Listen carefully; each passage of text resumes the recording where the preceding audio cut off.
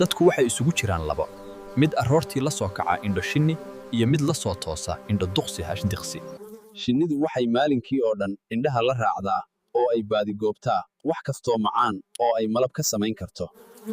Duqsiguna wuxuu maalinkii oo dhan indhaha la raacaa oo uu raadiyaa wax kastoo xun, baktiyey ama uraya. dadkuna waa sidaas oo kale.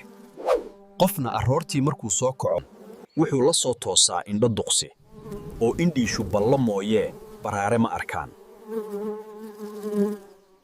shar mooye khayr ma arkaan, wax xun mooye wax khayr ma arkaan, quus mooye rajo ma arkaan. qofna aroortii markuu soo tooso farxadda ugu horraysaba waxay uga bilaabataa hurdada uu ka soo kacay isagoo caafimaad qaba, kadibna ka mahadceliyaa nimcooyinka alle ku galladay sida ubadka, xaaska, waalidka, walaalaha, saaxiibada iyo qaraabada ayuu ku farxaa gano.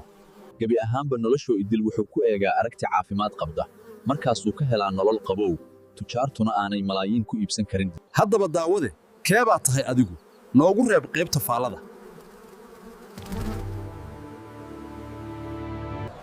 saaxiibayaal follow iyo like saar channelka Bushra Xalane oo aad ka heli doontaan arrimaha bulshada